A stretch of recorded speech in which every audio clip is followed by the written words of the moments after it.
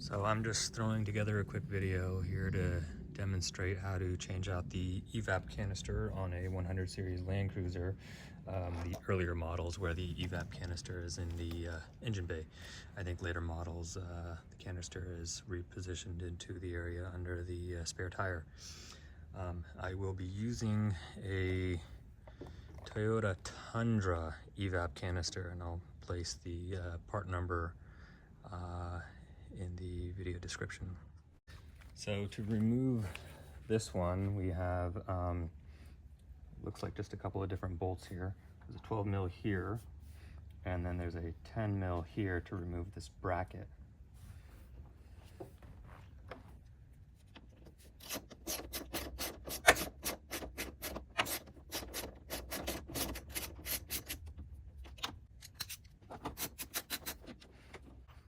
We have a few different tube clips here that need to be removed. So coming in closer, we have a few different hose clamps that need to be pulled off. This one is curiously quite close in. And just removing the distal one, you'll be able to have enough space to remove the proximal one. A set of channel locks will make it easier to... We just need to remove the hoses now. There are 4 of them. There's one all the way down here. And then we have 2, 3, and 4 down there. Now that this bolt is out and the hoses are disconnected, there's just a tiny little tab right in there that just needs to be flexed a little bit, and the unit should just slide right out. There are also just these plugs, of course, that need to come out, and this hose can actually come out. So here it is, the old 100 series evap charcoal canister. So there are a couple of subtle differences here. Probably the most important is the mounting tabs. The Tundra has 3 tabs here down at the bottom, and the 100 series has just this single tab right here. I think overall, with these sliding into the bracket, it should be most of what we need to hold this in place, and I might put together just a little extra bracket, but I think what I'll do is I'll chop these off here just so that it slides in easy. The other small difference here is just the little canister here on the 100 series is perpendicular and it has the hose bib right here on the side, versus this is a little bit more vertical, and overall seems to be pretty darn similar.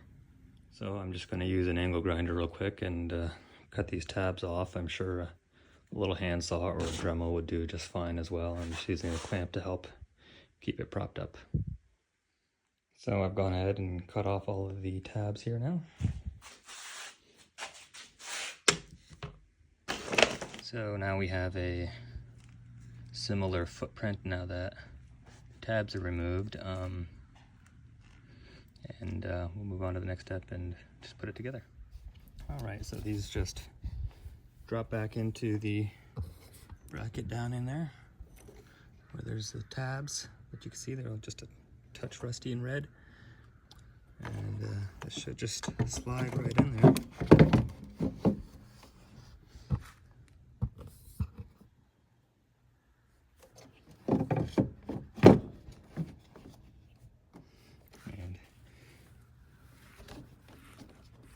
That just goes right in there and it holds it. Once you get the tab to sit in its little detent area, it sits pretty solid. Okay, now it's just a matter of plugging in hoses. We have this little one right here that attaches right here first, and there's no clamp on that one. There'll be that little 10 mil bolt it comes into this spot here, and I'm just gonna go through and reconnect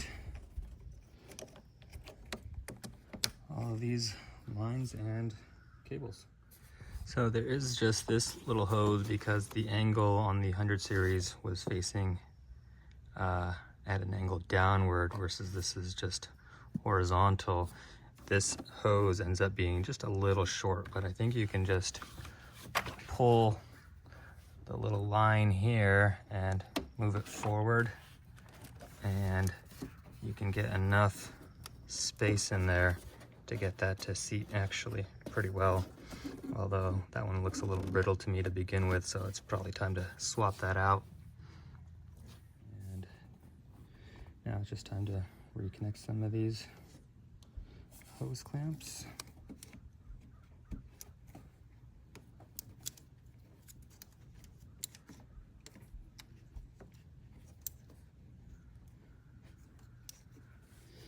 Back to where they were.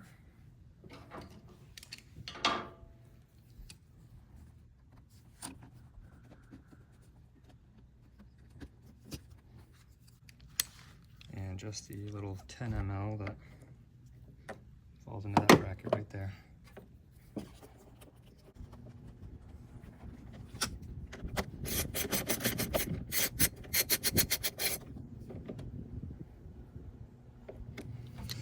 And that seems to be it.